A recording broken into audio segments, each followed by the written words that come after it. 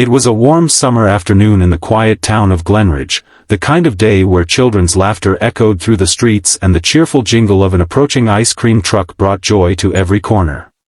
Families were out, kids with bikes swarmed toward the familiar melody, and life felt picture-perfect. But beneath the surface of that innocent day, something dark was lurking. And it took a single bark, loud, sharp, and persistent, from a trained police K-9 named Max to unravel a terrifying truth no one was prepared for. Officer Jenna Hart, a 5-year veteran of the Glenridge Police Department, was out on routine patrol with Max, her loyal German shepherd. Their bond was strong, forged through years of training, trust, and shared danger. Max wasn't just a working dog, he was family. As they patrolled near the town square, Jenna noticed Max suddenly freeze. His ears perked up, his nose twitched, and within seconds, he began barking wildly toward the pastel-colored ice cream truck parked near the park's entrance. At first, Jenna thought he was reacting to the sound, or perhaps the strong scent of sugary treats. But Max didn't let up. He pulled at the leash, growling, barking louder, more urgently. He wasn't being playful. He was alert. Trained to detect drugs, explosives, and danger, Max was sending a clear message: something was wrong. Jenna approached the ice cream truck with caution. The driver, a man in his 50s with a friendly face and colorful uniform, smiled and waved. "Hot day, huh, officer? Just keeping the kids happy."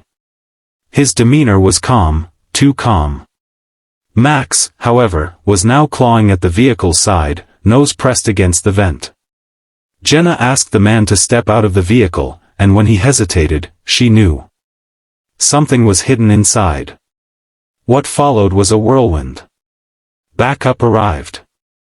The truck was searched. And what they found inside would horrify even the most hardened officers. Behind the cheerful freezers and walls decorated with cartoon popsicles was a hidden compartment, lined with soundproof insulation and sealed tight. Inside were 2 missing children, drugged, terrified, and barely conscious. They had been reported missing weeks ago from a neighboring county. The ice cream truck was being used as a mobile front for human trafficking, disguised to blend perfectly into the joyful chaos of summer afternoons. The entire town of Glenridge was shaken to its core. Parents wept. The news spread like wildfire. The man behind the wheel, later identified as a repeat offender with a history of child endangerment, had slipped through the cracks of the justice system for years. He had operated under the radar by preying on the one thing people trusted, the promise of ice cream, safety, and smiles. Jenna couldn't sleep that night. The images of those children, pale and frightened, haunted her. But in the darkness, one thing offered her hope: Max. The dog who refused to stay silent. The dog who trusted his instincts when no one else could have known. He had saved lives. But the story didn't end there. The investigation uncovered a larger ring, stretching across 3 states.